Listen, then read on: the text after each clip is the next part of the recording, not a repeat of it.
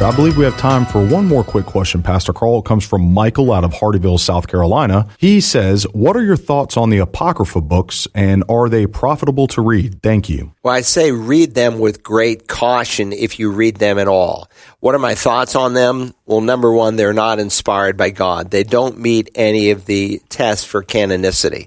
So when we speak of the apocryphal books, we're speaking of those books that are written between the last prophet, Malachi, and the coming of the Lord Jesus and those whom he commissions to begin the writing of the New Testament. So there's 400 years, quote unquote, of silence. And so there were some historical books that were penned during that time of Jewish history. Are they helpful?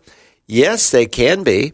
For instance, Daniel 11 predicts some things that will happen during that 400-year period. And they came true. And not only does Daniel write about it, history records it. Not only secular history, but Jewish history. But when you come to the New Testament writers never quote the apocryphal books. And again, apocrypha and apocryphal, there are two different words. Sometimes the revelation is called the apocrypha, the revelation, the unveiling. But the apocryphal books are those books written between the two points, the Old and New Testament books. And then, so that's why the Roman Catholics have some additional books, and they build false doctrine out of the apocryphal books, like the doctrine of purgatory, like praying for the dead. So that's not a good thing. But there were certain tests that showed us that the Bible was inspired by God. It had to have been written by a prophet or a man of God, as Peter affirms in 2 Peter, Hebrews 1, as I already read this morning, or Moses said in Deuteronomy 18.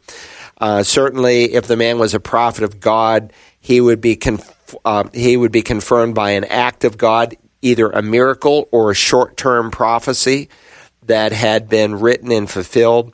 And certainly anything he wrote would not contradict previous revelation. So when you come into the New Testament, the Lord Jesus, the apostles never quote the Apocrypha, not once. Not even in the book of Jude, as some have falsely concluded. Not once.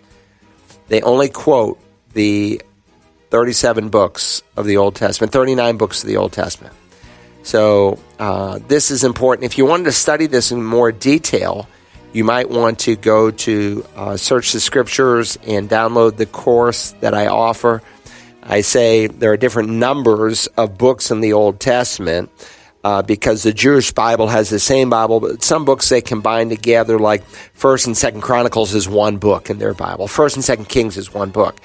But lay that aside, they have the same material that we have, and there's a reason why even the Jewish people to this day do not believe the intertestament books are inspired by God. Dr. Carl Broggi answers your questions about the Bible and living the Christian life Tuesday mornings at 11 on The Light, 88.7 FM, and online around the world at wagp.net.